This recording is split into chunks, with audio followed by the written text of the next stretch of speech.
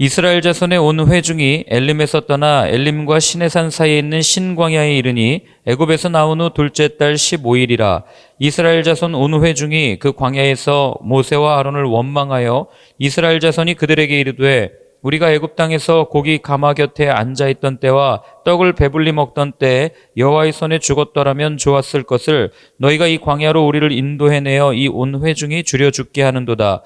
그때 여호와께서 모세에게 이르시되 보라, 내가 너희를 위하여 하늘에서 양식을 비같이 내리리니 백성이 나가서 일용할 것을 날마다 거둘 것이라. 이같이 하여 그들이 내 율법을 준행하나 아니하나 내가 시험하리라. 여섯째 날에는 그들이 그 거둔 것을 준비할지니 날마다 더 거두던 것에 갑절이 되리라.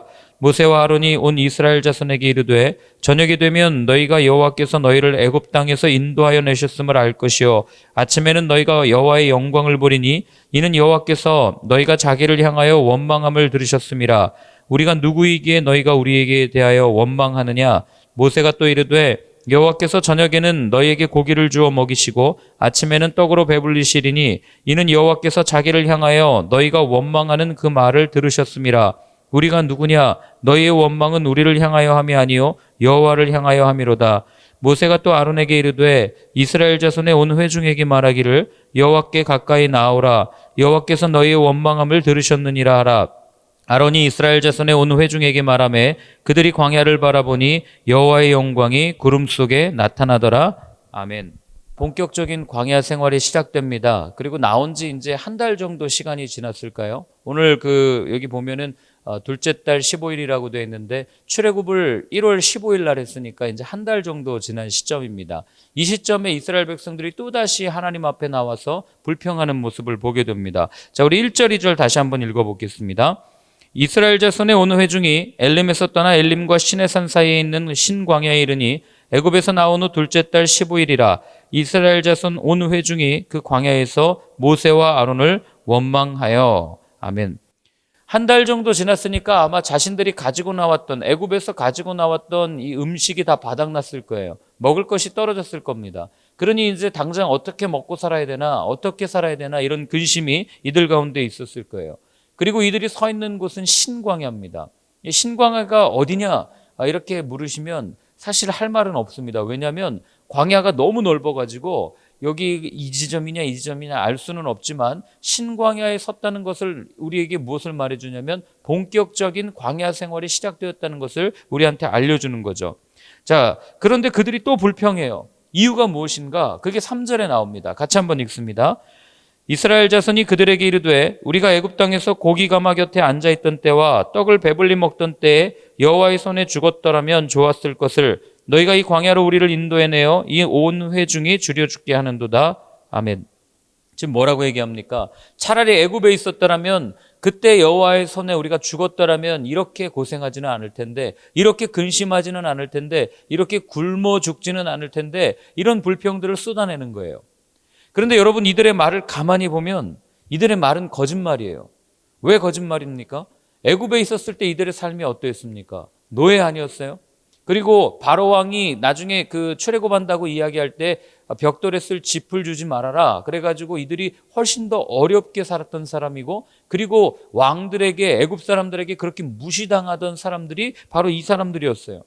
그런데 지금 이들이 하는 말만 들으면 마치 이들은 애굽에서 호화 생활을 누렸던 사람들 같아요. 가마 곁에 앉아서 고기를 먹고 그 다음에 또 뭐예요? 굶어 죽지 않았던 그때. 그런데 지금은 굶어 죽게 되는도다. 그러니 여러분, 이렇게 거짓에서 시작된 것이 이들의 불평의 시작이었고, 이 거짓이 위험한 이유는 나중에 그 거짓에서부터 우상 숭배로까지 이어지는 그런 결과를 우리에게 보여주기 때문에 그렇습니다. 제가 이 말씀을 이렇게 읽으면서 안타까운 게 뭐냐면, 여러분, 오늘날 우리가 살아가는 이 시대에 정직이 사라진 지가 아주 오래된 거 아십니까? 어디를 둘러보아도, 어느 언론을 봐도, 어느 사람의 말을 들어도 거짓말이 아닌 게 거의 없어요. 다 거짓말이에요. 여러분들이 거짓말 해보시면 알겠지만 양치기 소년이라는 이솝우화 아시잖아요? 늑대가 온다 했다가 나중에 사람들이 그 거짓말인 걸 알고 말도 듣지 않는. 여러분, 우리가 관계 속에서 수없이 많은 거짓말들을 뿌려놓으면요, 그 거짓말은 언젠가 부유물처럼 다 떠오릅니다. 이 역사를 가만히 보면 어떤 나라고 어떤 정권이고 어떤 세상이고 거짓말로 씨앗을 뿌렸다가 끝까지 좋았던 사람이 거의 없어요. 다 거짓말로 시작한 사람들은 다 거짓으로 망합니다. 그게 뭐 보수니 뭐 진보니 상관없어요. 그런데 안타깝게도 오늘날 정치하는 분들을 보면 거짓말이 아닌 게 하나도 없는 것 같아요. 사실이 없는 것 같아요. 그러니 다 가면 쓰고 거짓말하면서 자기는 무조건 옳은 거고 상대방이 거짓말하면은 나쁜 놈이고 내가 거짓말한 거는 어쩔 수 없다고 말하면서 자신들의 권리를 유지하기, 권익을 유지하기 위해서 그렇게 발버둥 치는 게 사실 오늘날의 이런 권력을 가진 사람들의 모습 아니겠어요? 뭐 우리나라만 그렇습니까? 미국은 어떻습니까? 미국 대선할 때 보시지 않았어요? 그러니 여러분, 거짓말을 하면 결국 나중에는 정말 그 안 좋은 그런 열매들이 가득 차서 이 한 사회가 얼마나 어려움에 처하는지를 오늘날 우리는 느끼고 있는 거 아니겠어요? 오늘날 우리가 어려움을 겪는 이유는 정직을 잃었기 때문에 그래요. 교회가 왜 어려움을 겪습니까? 세상 사람들로부터 신뢰를 잃었기 때문이죠. 정직하지 않다고 평가되기 때문에 그런 거 아니에요?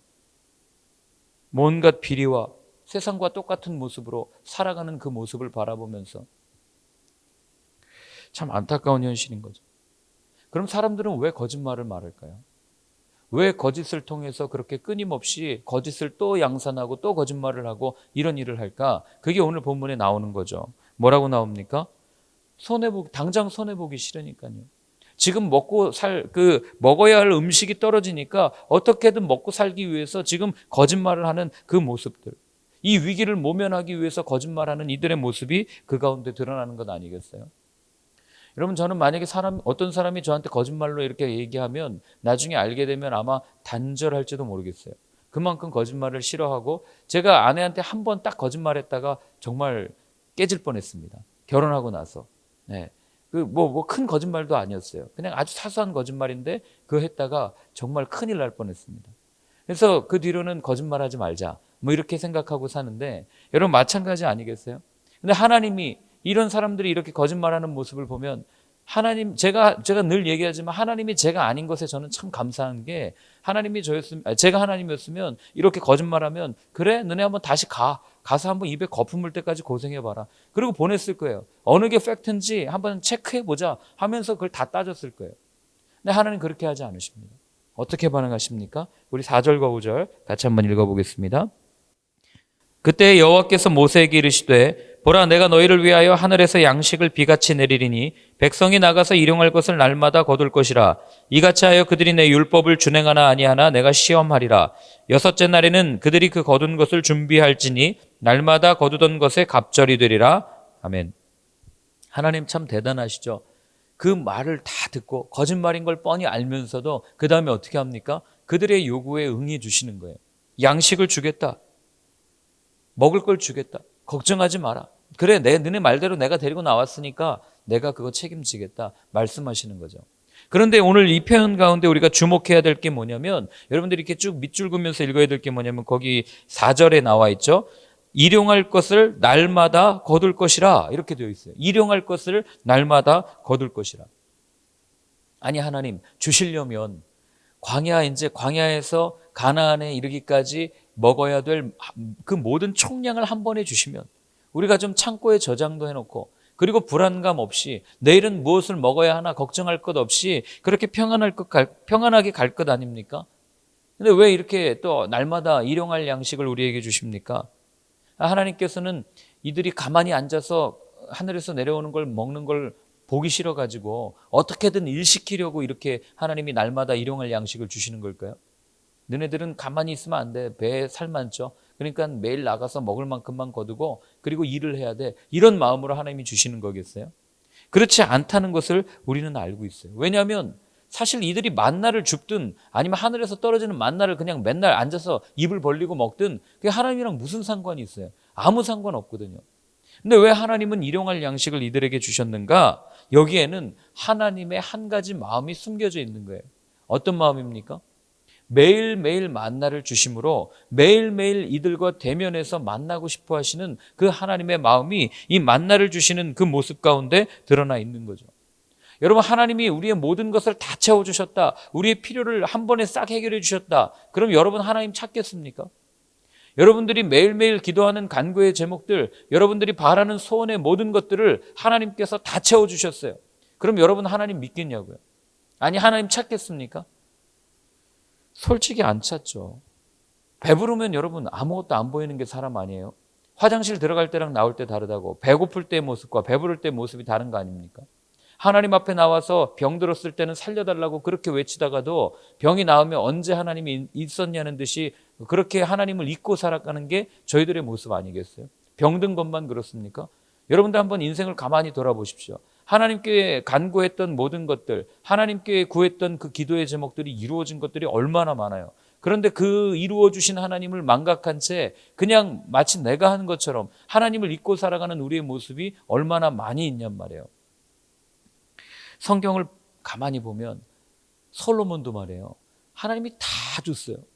그렇지 않겠어요? 지혜까지 다 줬어요. 그런데 결국 솔로몬이 언제 망합니까? 그 지혜를 가졌을 때 망하는 거예요. 부유할 때 망하는 겁니다. 가난할 때 망하지 않아요.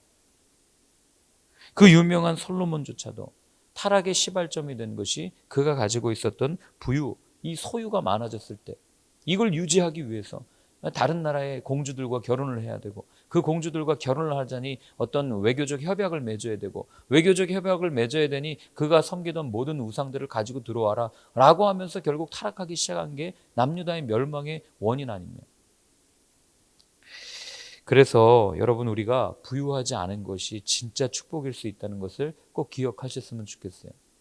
날마다 하나님 앞에 나와서 엎드려서 하나님 오늘은 무엇을 먹어야 됩니까? 하나님 오늘은 어떤 것을 입어야 됩니까? 하나님 오늘은 어떻게 살아가야 됩니까? 어쩌면 구차하게 하나님 앞에 간구하는 그 작은 소소한 일상들이 하나님 보시기에 하나님 안에서는 축복일 수 있다는 거죠.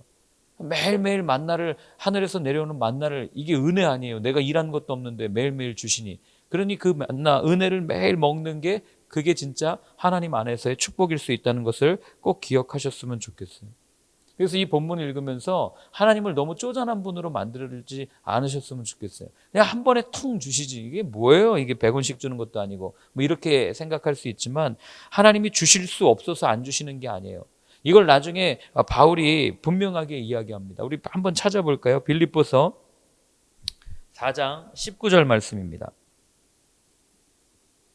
빌립보서 4장 19절.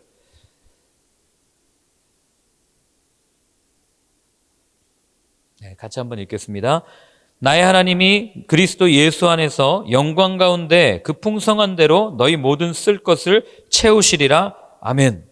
하나님이 다 채우신다. 이걸 바울이 고백한 거예요. 그가 선교여행을 다니면서 얼마나 배고팠어요. 얼마나 굶주렸어요. 그런데 굶은 적이 없다. 그런데 내가 죽지 않았다. 내가 이렇게 어렵게 살지 않았다. 왜냐하면 하나님께서 그 모든 때마다 필요마다 모든 것들을 다 채워주셨기 때문에 오늘 바울이 이런 고백을 하는 거예요. 하나님께서 영광 가운데 풍성한 대로 너희 모든 쓸 것을 채우시리라. 아멘. 이 얘기를 하는 거죠.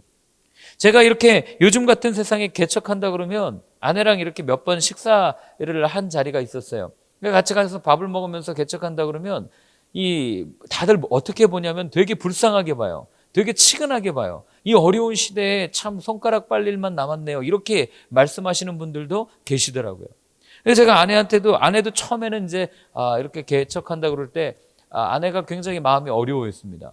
그래서 제가 그런 얘기를 했어요. 하나님이 아무 계획 없이 우리를 몰아넣으시는 분이 아니다. 우리를 부르시는 분이 아니다. 하나님이 분명히 우리에게 가난을 경험하게 하시면 그 경험하게 하는 이유가 있을 것이고 하나님이 우리에게 또한 개척을 허락하시면 개척을 허락하시는 이유가 있을 거다. 그리고 저희는 사실 가난한 게 두렵지 않아요. 왜냐하면 아시는 분 아시겠지만 예전에 그 100만 원으로 둘이 30대 중반에 살았던 적이 있어요. 100만 원이 뭐예요? 거기서 등록금 한 거 빼고 하면 몇십만 원으로 살았던 적도 있고, 그리고 또 아시는 분 아시겠지만 그 어려운 지역에서 하여튼 이렇게 어렵게 살았던 적이 있습니다. 그 교회에서 사택을 그쪽에다 해줘가지고 그래가지고 그렇게 살았던 적이 있는데 그때 아내가 많이 깨졌어요. 그래서 제가 그 얘기를 하면서 그때 우리도 살지 않았냐? 그때 하나님이 보내주시는 까마귀를 통해서 살지 않았냐? 그러니 걱정하지 말자. 이렇게 하면서 이렇게 쭉 다독이면서 이렇게 오늘까지 왔습니다. 저는 이 말씀을 분명하게 믿어요. 하늘의 새도 먹이시는 하나님이 설마 복음을 전한다고 이게 온 일생을 던진 우리를 먹이시지 않겠냐? 이걸 저는 믿는 거죠. 이게 뭐 목사에게만 해당되겠습니까? 여러분들도 마찬가지 아니에요? 그리스도를 만나고 이제 예수님의 복음을 전하겠다고 내가 다짐하고 나의 직장에서 나의 삶 속에서 그렇게 복음을 전하고 사는데 하나님이 설마 굶기시겠냐고요. 물론 하나님이 우리가 원하는 만큼 주시진 않을 수 있어요. 그러나 분명히 하나님이 오늘 말씀 뭐라고 그러십니까? 풍성한 대로 채우실 거야 라고 또한 우리에게 확실히 알려주시잖아요. 만나도 하나님이 분명히 먹을 수 있는 만큼 먹으라고 얘기해요. 배불리 먹을 수 있는 만큼 거두라고 얘기합니다. 저는 이 말씀이 반드시 이루어질 걸 저는 믿어요. 이건 기복신앙이 아닙니다. 믿음의 문제죠. 그래서 여러분들도 이 말씀 한번 암송하세요. 오늘 풍성한 대로 하나님께서 우리 모든 쓸 것을 채우실 것이다. 이걸 한번 붙들고 오늘 하루 한번 경험해 보셨으면 좋겠습니다. 그런데 우리가 왜 불안한지 아세요? 잔고에 돈이 없으니까요. 돈이 늘어나질 않으니까. 창고에 좀 무언가 재고가 쌓여야 마이너스가 났을 때 그 물건 갖다가 조금 채우고 그리고 내가 조금 메꿔 놓고 그래야 좀 내가 손해 안 보고 편안하게 살 텐데 하는 이 마음 때문에 사실은 우리가 불안한 거 아니에요? 그런 여유가 있기를 바라는 거 아닙니까? 그런데 여러분 기억하십시오. 그 여유가, 그 재고가, 그리고 내가 쌓아놓은 그것을 의지한다면 어느 순간 우리는 하나님을 의지하지 않게 되는 죄를 범하게 될 수 있다는 거예요. 하나님이 우리에게 요구하시는 건 딱 한 가지예요.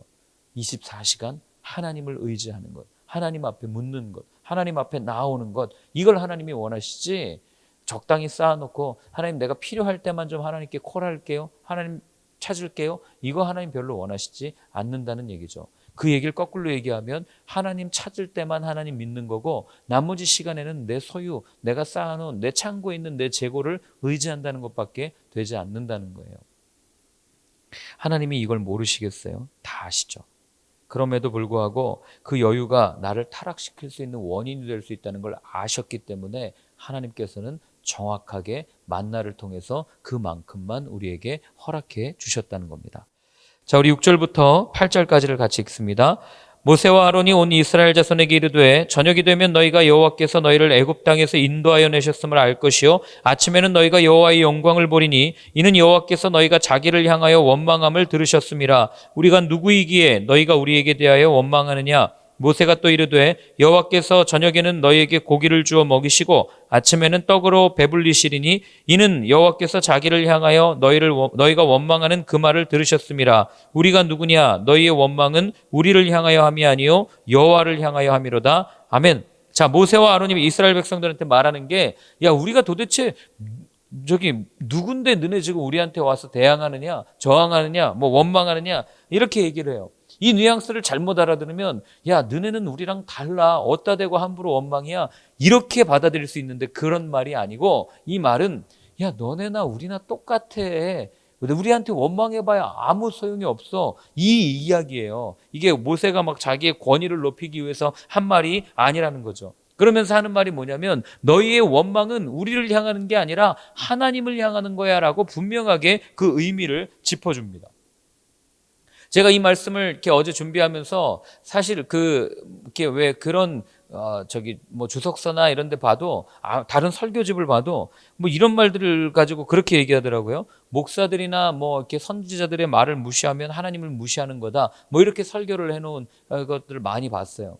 근데 제가 그런 관점으로 이야기하고 싶은 게 아니에요. 이 본문은 그냥 여러분 그걸 이용해서 하나님의 종들 하여튼 뭐 나중에 한번 정리할 필요가 있겠지만 하나님의 종들을 함부로 대해서 벌받았다. 그래서 오늘날 이 교회에서 일하는 목회자들을 함부로 대하면 벌받는다. 뭐 이런 걸 가지고 교인들을 협박했던 설교를 제가 수없이 어려서부터 들어왔기 때문에 이게 과연 그런 말일까? 그건 잘 모르겠습니다. 사실 아직. 그러나 우리가 생각해야 될 건 뭐냐면 내가 내뱉고 있는 원망의 말, 내가 내뱉고 있는 원망이라는 화살의 끝이 누구를 향해 있는가? 이거는 분명하게 분별할 필요가 있다는 거예요. 여러분 우리가 관계 속에서도 마찬가지예요. 사람들이 그냥 서로를 향해서 원망하고 있지만 어쩌면 그 원망이 상대를 향한 게 아니라 하나님을 향한 걸 수도 있다는 거예요. 왜 그러냐면 내가 관계를 맺고 살아가는 그 수많은 사람들은 하나님의 영이 그 안에 깃들어 있는 하나님께서 사랑하시는 하나님의 사람들이기 때문에 그래요. 그래서 내가 누군가를 원망하고 누군가를 이렇게 힘들게 한다는 건 하나님을 원망하는 걸 수 있다라는 생각을 우리가 늘 가져야 되는 거죠. 그렇기 때문에 오늘 모세가 하는 얘기는 이게 나를 함부로 대항했다가 너네들 벌 받는다 그런 얘기가 아니라 성경이 우리한테 말해주는 건 뭐예요? 한마디로 얘기하면 가능하면 원망하는 삶을 살지 마십시오. 원망의 말을 하지 마십시오. 그 얘기를 우리에게 들려주는 거예요. 여러분, 하나님이 우리에게 입술을 주신 이유는요, 원망하라고 주신 게 아니에요. 불평하라고 주신 게 아닙니다. 감사하고 기뻐하며 서로 축복하고 하나님 앞에 간구하라고 우리에게 입술을 주신 거예요. 그러니 여러분, 오늘 하루 살면서 한번 결단하십시오. 오늘 내 입술로 원망하지 않겠습니다. 오늘 내 입술을 열어서는 간구하고 감사하고 축복하는 말만 하는 삶을 살겠습니다. 결단했으면 좋겠습니다. 자, 우리 마지막으로 9절과 10절 읽고 마치도록 하겠습니다. 모세가 또 아론에게 이르되 이스라엘 자손의 온 회중에게 말하기를 여호와께 가까이 나아오라. 여호와께서 너희의 원망함을 들으셨느니라 하라. 아론이 이스라엘 자손의 온 회중에게 말하매 그들이 광야를 바라보니 여호와의 영광이 구름 속에 나타나더라. 아멘. 자, 마지막에서 알 수 있는 한 가지는 뭐냐면 여러분, 도저히 하나님 앞에 나아갈 수 없는 이스라엘 백성들 아니에요. 나와서 불평해서 물 없다고 불평했어요. 또 물 먹여줬어요. 그리고 또 걷다 보니까 먹을 것 없다고 또 불평해요. 무슨 낯짝으로 하나님 앞에 나아갈 수 있겠어요? 도저히 하나님의 영광을 볼 수 없는 사람들이 이 사람들인데 오늘 하나님의 영광을 본단 말이에요. 하나님 앞에 나아갈 수 있단 말이에요. 누구를 통해서요? 모세와 아론의 그 중재 덕분에. 제가 이 모습을 보면서 이게 진짜 이 시대 교회가 해야 될 일인데 라는 생각을 계속해서 해나갑니다. 여러분, 우리 지스케어 처치해 주셨던 말씀 기억하십니까? 고린도후서 말씀 다시 한번 찾아볼까요? 고린도후서 5장 18절과 19절 말씀인데요. 고린도후서 5장 18절과 19절 같이 읽겠습니다. 모든 것이 하나님께로서 났으며 그가 그리스도로 말미암아 우리를 자기와 화목하게 하시고 또 우리에게 화목하게 하는 직분을 주셨으니 곧 하나님께서 그리스도 안에 계시사 세상을 자기와 화목하게 하시며 그들의 죄를 그들에게 돌리지 아니하시고 화목하게 하는 말씀을 우리에게 부탁하셨느니라. 아멘. 자, 무슨 말이에요? 하나님께서 그 막힌 담 그걸 그냥 두지 않으시고 그걸 허무시고 그리고 그 일을 우리에게 맡겨주셨다. 이 얘기를 지금 다시 들려주는 거 아니에요? 화목하게 하는 직분, 화평하게 하는 직분. 이걸 누가 하셨어요? 예수님이 하셨어요. 그래서 에베소서에 보면은 그는 우리의 화평이신지라 자기 육체로 우리에게 쌓여있는 모든 담을 허무셨다라고 분명하게 선언합니다. 그러니까 경계를 완전히 허무신 거예요. 이게 예수님의 가장 큰 사역이었습니다. 예수님이 이 땅에 오셔서 하신 유일한 사역 한 가지가 바로 이 경계를 허무는 일이었어요. 죄로 인해서 병들어 있는 모든 사람들, 하나님 앞에 다가갈 수 없었던 모든 사람들을 이 주님께서 직접 찾아가셔서 그 담을 허무시고 그들을 하나님 앞으로 인도해 내셨단 말이죠. 그러나 오늘날 우리가 사는 세상을 보세요. 우리가 다니는 교회 모습을 보십시오. 어디에 화평이 있습니까? 어디에 화목하게 하는 직분이 있습니까? 늘 분열하고 갈등하고 대립하고 다 뿔뿔이 흩어져서 자기 소견에 오른 대로 다 그렇게 남들을 평가하면서 하나 되기는커녕 분열되는 것이 하나님의 뜻이라는 헛소리나 하고 있고, 그렇게 하면서 분열돼 가지고 그 자기 권리 놓고 싶지 않으니까 또 다른 교단을 만들고 교파를 만들어 가지고 우리가 정통이니 너네가 정통이니 이거 가지고 싸우는 게 교회 모습 아니겠어요? 여러분, 우리가 이 화평의 직분을 감당하면 하나님이 우리를 뭐라고 부르시는지 아세요? 제가 한번 읽어드릴게요. 여러분들 잘 아는 말씀이에요. 마태복음 산상수훈에 있는 말씀입니다. 화평하게 하는 자는 복이 있나니 그들이 하나님의 아들이라 일컬음을 받을 것이요. 하나님의 아들 예수님이 하신 일이 화평케 하는 일이었잖아요. 그러니 그 화목하게 하는 직분, 화해하는 직분을 가지고 본인이 그렇게 다 감당하시고 그 일을 우리에게 맡겨주셨다. 그리고 그 맡겨진 이걸 오늘 본문에서 모세와 아론이 하고 있는 거예요. 하나님과 이스라엘 백성 사이에 막혀있던 담을 오늘 모세와 아론이 허무는 이런 모습을 보여주는 거죠. 그래서 저는 늘 기도합니다. 정말 이때에 이 다음 세대를 위해서 우리가 어떻게 해야 됩니까? 어떤 모습으로 어떤 모양의 교회를 가야 됩니까? 전 딱 하나라고 봐요. 이렇게 분열되어 있고 이렇게 찢어져 있는 이 시대를 화합으로 이끌 수 있는 복음, 화평케 하는 복음, 화합하게 하는 복음, 화해시키는 복음, 이게 이 시대 가운데 진짜 필요하지 않을까, 이런 하나님께서 마음을 주셔서 고린도후서의 말씀으로 우리가 함께 창립 예배를 드렸던 겁니다. 저와 여러분들의 삶을 통해서 우리 주위에 있는 많은 담들, 또 우리가 그렇게 선 그어놓고 경계선을 그어놓고 있는 많은 것들이 허물어지는 은혜가 있기를 바라요. 더 나아가서 이 땅의 교회가 정말 하나님 앞에 다시 한번 울부짖을 때 남과 북에 쳐져 있는 저 경계선, 저것이 걷어지고 하나님의 복음 안에서 남북이 통일되는 그런 것도 저희가 한번 꿈꿀 수 있고 기도할 수 있는 저희의 삶이 되었으면 좋겠습니다. 우리에게 맡겨주신 화해 직분을 오늘도 잘 감당하는 여러분들의 삶이 되었기를 바랍니다. 오늘 한번 같이 기도하겠습니다. 우리가 같이 기도할 때 하나님, 하나님의 자녀답게 세상의 모든 경계를 허물고 서로 손을 잡고 시온산을 향하여 달려가는 그런 은혜를 경험하는 저희의 삶이 되게 하여 주옵소서. 우리 이 기도 제목을 가지고 한번 같이 기도하겠습니다.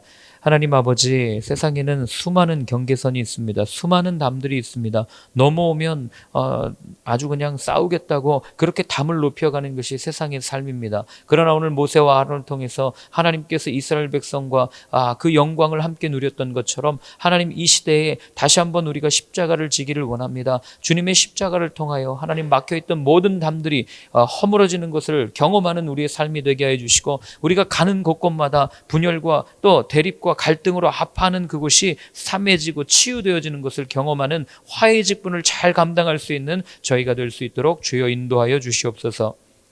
이제는 우리 주 예수 그리스도의 크신 은혜와 하나님 아버지의 사랑과 성령의 인도하심이 주님께서 우리에게 맡겨주신 화해 직분, 화목하게 하는 직분, 화평하게 하는 그 일을 잘 감당하겠다고 다짐하는 모든 분들 머리 위에 이제로부터 영원까지 늘 함께하여 주옵시기를 간절히 축원하옵나이다.